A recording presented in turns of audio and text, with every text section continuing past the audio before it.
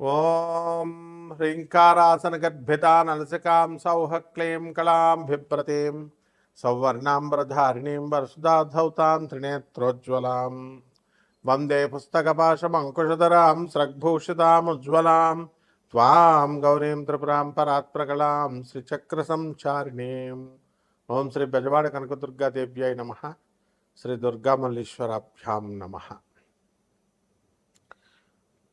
మనకి ఈ యొక్క కుజ బుద్ధ గ్రహాలు రెండూ కలిపి మనకి మీనరాశిలో ఉన్నాయి.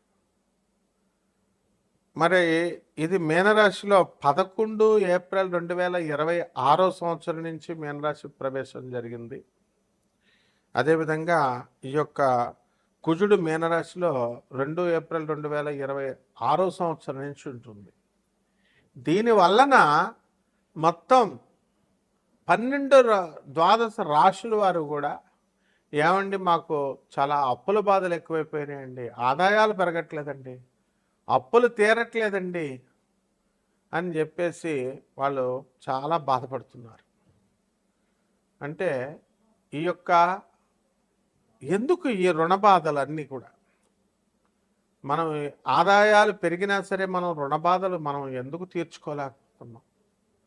ఇదంతా కూడా ఒక విధి విధానంలో మనకి మన కర్మ అన్నమాట, పూర్వజన్మ కర్మ. అది మనం ఎవరికైతే బాకీలు ఉన్నామో అటువంటి వాళ్ళందరికీ కూడా మనం దాన్ని ఈరోజు కాకపోయినా రేపైనా సరే, రేపు కాకపోతే ఎల్లుండైనా సరే మొత్తం మీద తీర్చాల్సినటువంటి అవసరం మనకుంది.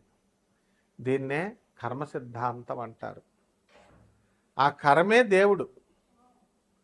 కాబట్టి అప్పుల బాధలో ఉన్నటువంటి వాళ్ళు శీఘ్రగతినే మనం అప్పుల బాధ నుంచి పోవాలి అంటే ఏదో ఒక దైవ సంబంధమైనటువంటి ఉపాసన ఉండాలన్నమాట ప్రతి ఒక్కళ్ళకి కూడా.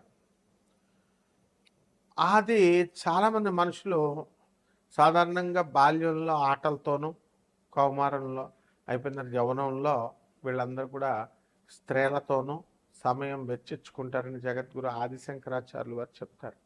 అదే యవ్వనంలో పిల్లలు పెళ్ళిళ్ళు ఇవన్నీ కూడా పుట్టిన తర్వాత, పెళ్ళిళ్ళు అయిన తర్వాత వీళ్ళందరికీ కూడా మనకి ఒకటే అర్థమవుతుంది ఏంటంటే అప్పటి నుంచి బాధ్యతలు పెరుగుతాయి. మనకి సంపాదించాలి, పిల్లలు పెద్దవాళ్ళు అవుతారు, తల్లిదండ్రులు అంతా కూడా వృద్ధులు అవుతారు.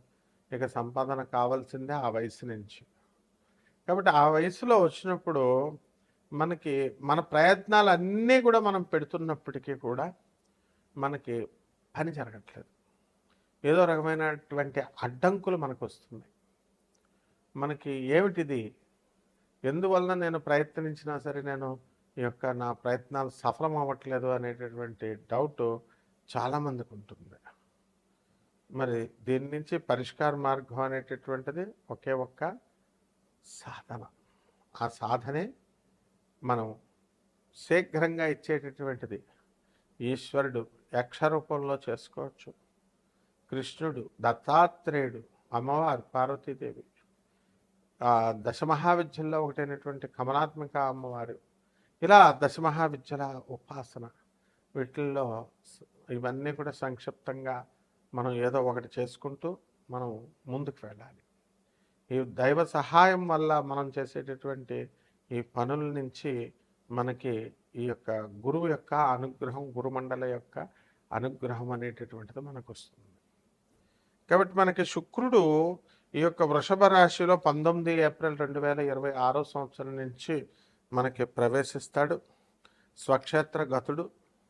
కాబట్టి ఎవరినైతే మనం ప్రేమించామో అటువంటి వాళ్ళ యొక్క ప్రేమ మనకి దొరకడానికి అవకాశం ఉంటుంది. అలాగే ఎవరికైతే పెళ్ళిళ్ళు చేశామో అటువంటి వాళ్ళందరి కాపరాలు కూడా చక్కబడ్డానికి అవకాశాలు ఉంటాయి. అలాగే భార్యాభర్తలు పాపం కాపరాలు విడిపోయినటువంటి వాళ్ళు మళ్ళీ కలవాలని భార్యకైనా భర్తకైనా ఎవరికో ఒకళ్ళకు ఉంటుంది. అవతల వాళ్ళకి మనం మీరు ఎంతైనా చెప్పండి, ఆ యొక్క గ్రహం ప్రభావం వలన విననివ్వదు.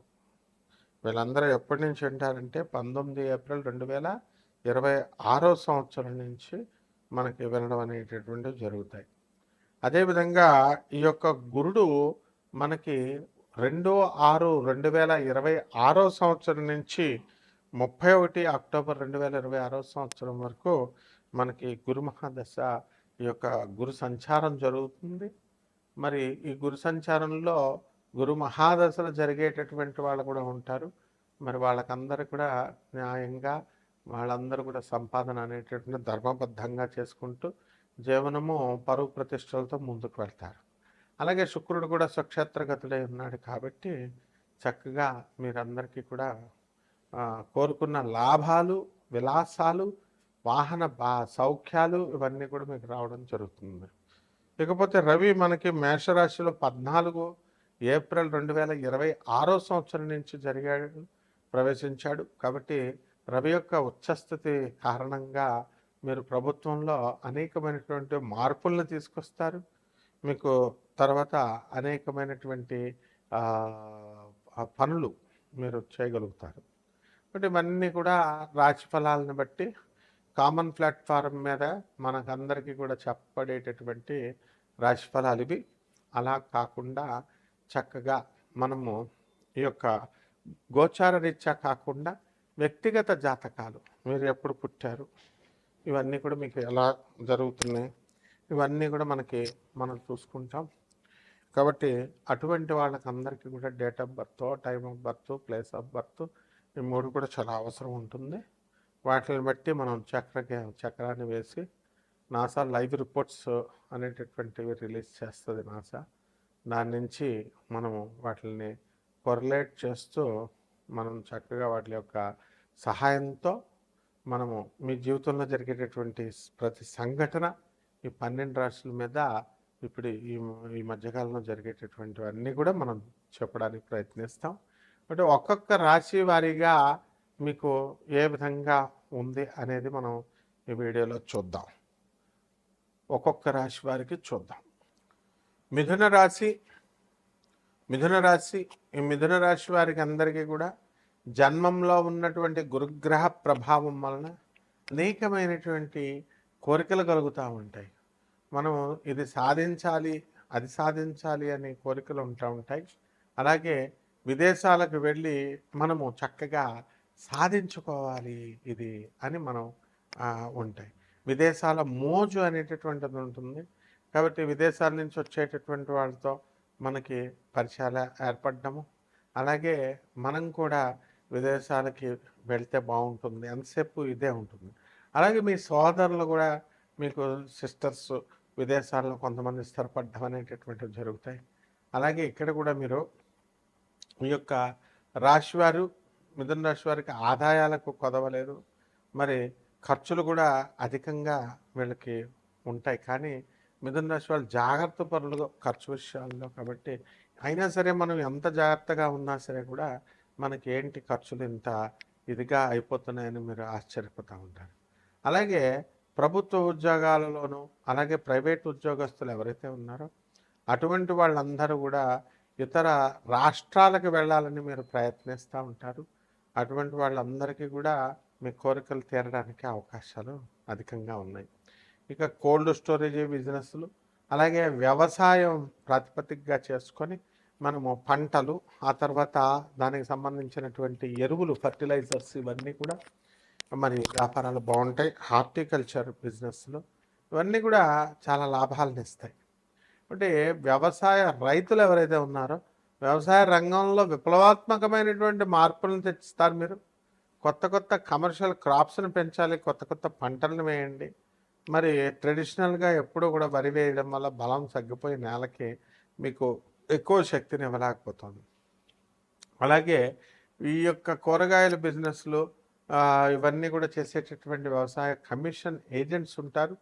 అటువంటి వాళ్ళందరికీ కూడా లాభపడడానికి అవకాశాలు ఉంటాయి.